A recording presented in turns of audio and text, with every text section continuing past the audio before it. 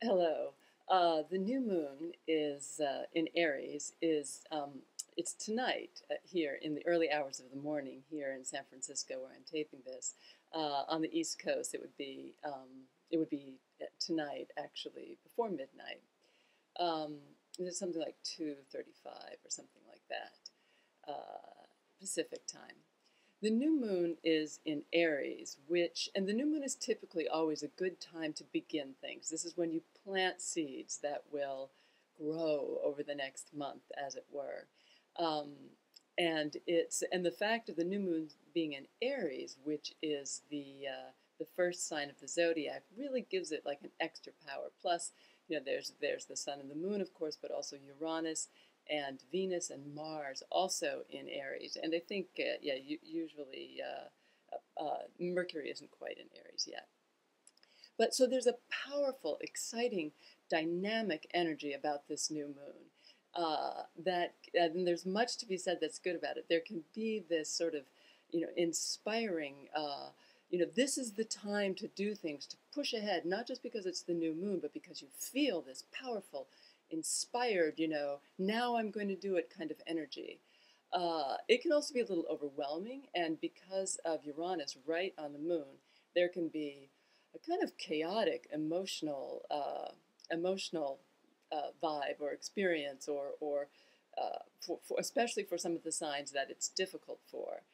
Just for the record, the signs that it's most difficult for would typically be the cardinal signs, which are Capricorn, Cancer, Libra, and Aries itself. Of those, the two of those that would be the most difficult would be Capricorn and Cancer. And I'll talk more about some of the specifics around the different signs later. But there's a drastic and, like I said, energizing and potentially inspiring energy about this new moon. But it can also be disruptive and drastic, and there can also be a kind of overwhelming, my way or the highway. Like, this is the time I'm going to make my things happen, no matter what the expense. And the square of the moon and Uranus to Pluto both intensifies the emotions around that, and for some of the signs can really bring up some. I mean, you may feel like you're going crazy, that the emotions attacking you are just like out of control. But it can also bring up this a sense that I'm going to. It can bring up the strength to overwhelm the obstacles in your way, to keep going in spite of the obstacles. But the obstacles will definitely be there with the square to Pluto. So it's going to require that kind of strength and perseverance and clarity of perception. And if you just push too hard or too intent on just your way, it'll come back on you. You probably won't succeed. The obstacles will get worse.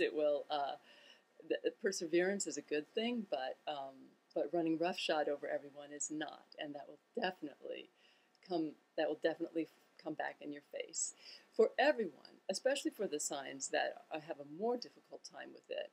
But for everyone, like, the real answer right now is a kind of grounded spirituality, in a sense, or a belief in something bigger than yourself, and a willingness to commit yourself to something bigger than yourself, and the good of others, and hard work. And those aspects are primarily generational, so they may feel like something that's just been in the air for a while, and that's true, and it will still be in the air for a while, but it's something, and has something to do with also those then being born right now. But that's really like the grounding aspect at this point, that is necessary in order to not get overwhelmed by the dynamic energy of this new moon.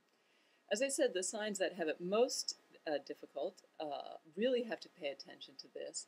And for the most part, that would be Capricorn and Cancer, especially the mid to late, not the very, very early Capricorn and Cancer, but once you get about a week into the sign, that's when it starts to be a little bit more difficult.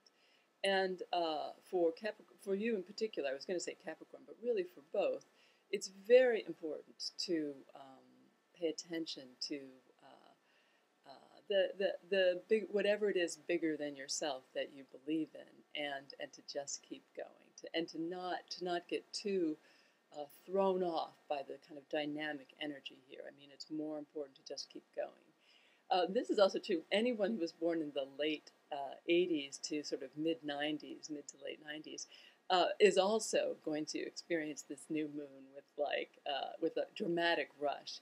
You know, it's spring, and most people that age are, you know, college or just graduated from college. So it makes sense that it could be a difficult time, but there can be a lot of drama and chaos and both excitement and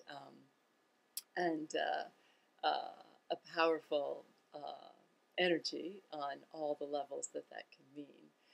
But it can be there can be a lot of anger, a lot of, you know, definitely for everyone. There's the possibility of accidents with Uranus on the moon, and not a good time for operations generally. And there can be headaches too when you overexert yourself. That means it's noon here right now as I tape this. Let's see. I was going to talk just a tiny bit about the signs that it's a little bit better for. So the fire signs, this is Aries. So the fire signs are Aries, Leo, and Sagittarius. Aries is a little hard to say. This is obviously an extraordinarily powerful time for you, and that can be very exciting, but all of what I've said kind of has to be taken. It can be almost too much. For Leo, you have some other obstacles in your way, so this is an especially good time to push through those obstacles. You have like the kind of energy and insight and again, the inspiration, even if it just strikes you like spur of the moment, now is the time to break through some of the obstacles that have been hindering you and to keep going. And for Sagittarius, Sagittarius has been like a little bit hamstrung or perhaps paralyzed by confusion or a kind of generalized sense of anxiety. And this can be a good time to kind of also break through that. It's a time to take agency and it's a time when you may feel more comfortable doing what you want to do as opposed to being confused about what everyone else is doing or what they expect of you. You just have to do it. There are opportunities to come up to do that. And you may feel extra anger coming up as you try to push through. But now is the time to get a better sense of yourself in the face of what may have been a kind of crippling confusion or anxiety. For everyone, this is building up. The new moon builds up to the full moon, and the full moon is a lunar eclipse actually on I think it's April 25th. Yeah, April 25th. And this full moon has a very, very different energy. It's in Taurus and in opposition to Saturn. So that will be the time really when there's a kind of weeding out of all of this powerful energy that's just getting started right now. And right now, like, there's this drive to begin. And at the full moon, there may be some kind of reckoning to do about what really works and what doesn't. And a little bit of a sobering reckoning. And that will truly be when it's time to decide what kind of solid perseverance one can truly put into anything. And it may be it will be a more serious time too, of course, with the lunar eclipse. But to the best of your ability, enjoy the dynamic energy of the time, and try not to get too overwhelmed by its. I can think of quite the right word. It's just. Dynamic is good, but too much dynamism is overwhelming, and especially emotionally, and especially with all else going on. So there can just be this like breakdown. I'm going to break down with so much that's going on. So try to play with it and find the right balance between feeling that energy and letting it energize you, and relying on what you really truly believe in, what is true beyond all and true for all of us and connects you to all of us, and just keeping going, just the hard work. And as always right now, the final message is always with these generational aspects, we are all in this together. With Aries, you can feel like it's me, and I'm the only one experiencing this, but you would be shocked, totally shocked to know how many people are going through exactly what you are. So enjoy the new moon, and I'll talk to you soon as we approach the full moon.